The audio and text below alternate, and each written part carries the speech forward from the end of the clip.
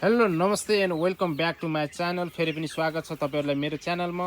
म आज चाहिँ एकदमै धेरै पछाडि तपाईँहरूलाई भिडियो लिएर आएको छु। लगभग हाम्रो यो 2 महिना पुग्न लागेको कुखुराहरू हो होइन। तपाईँहरूले कुखुरा हाल्दाखेरि कसरी हाल्नुपर्छ, कसरी हाल्दाखेरि एकदम फाइदा हुन्छ भन्ने जानकारी मैले दिँदैछु है। अब यो चाहिँ मेरो यसमा लगभग 350 कुखुराहरू छ है। यसमा 350 छ। यो चाहिँ 2 महिनाको भयो। यसलाई तपाईँको हरेक लट 45 दिन अथवा एक महिनाको फरकमा हामीले कुखुराहरू हाल्दाखेरि एकदमै बेस्ट हुन्छ। त्यसरी हाल्यो भने नाफा पनि राम्रो हुन्छ। यो चाहिँ मैले भाले चल्ला हाले हो। लगभग 80% भाले छ, 20% जस्तो पथी छ। तपाईँले भाले भनेर हाल्नुभयो भने पनि 20% पथी चाहिँ मजाले नै आउँछ। यो कारण चाहिँ हाम्रो म तपाईँहरूलाई बताइ नै राखेको छु।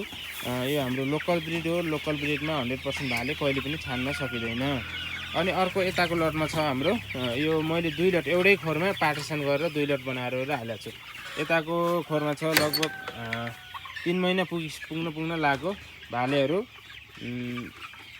250 चान्चुन छ होइन।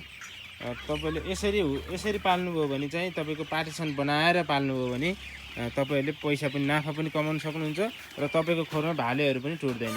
हरेक एक महिनामा तपाईँले भालेहरू हाल्ने, खोरमा हाल्ने एक महिना अथवा 45 दिनमा 300 अथवा 200 को लटमा सरल लाएर हाल्ने। यो चाहिँ हाम्रो 3 महिनाको भाले हेर्नुहोस् कस्तो राम्रो भएको छ। अब 15-20 दिनपछि हाम्रो बेच्नको लागि रेडी हुन सक्छ। यो लगभग ठुलो छानेर गर्ने भने 1.5 किलोको छ।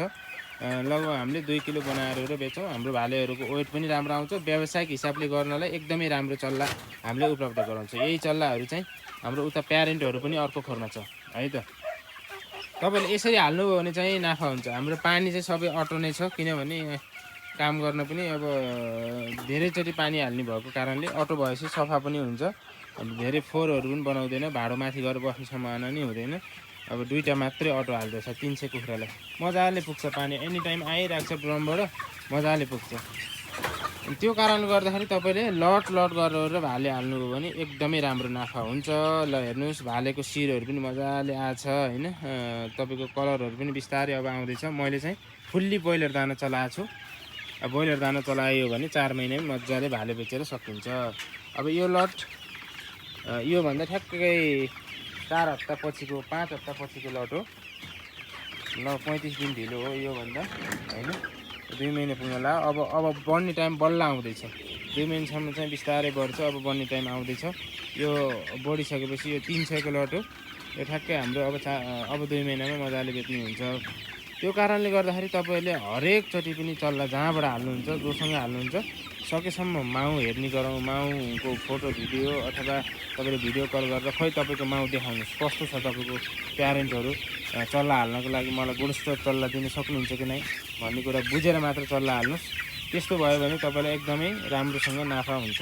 अहिले गर्मी सिजन छ। 2 महिनाको चल्ला लगभग 40 दिन 45 दिनसम्म चाहिँ तपाईँले हुर्काउनको लागि तातो पनि पुर्याउनु पर्छ। तातो पुर्याएर मोटालिटी कम गर्नुपर्छ। त्यसो गर्यो भने राम्रो नाफा हुन्छ। भालेबाट पनि तपाईँले 100 भालेबाट कम्तीमा नि 30,000 देखि 35 हजार मजाले कमाउन सक्नुहुन्छ।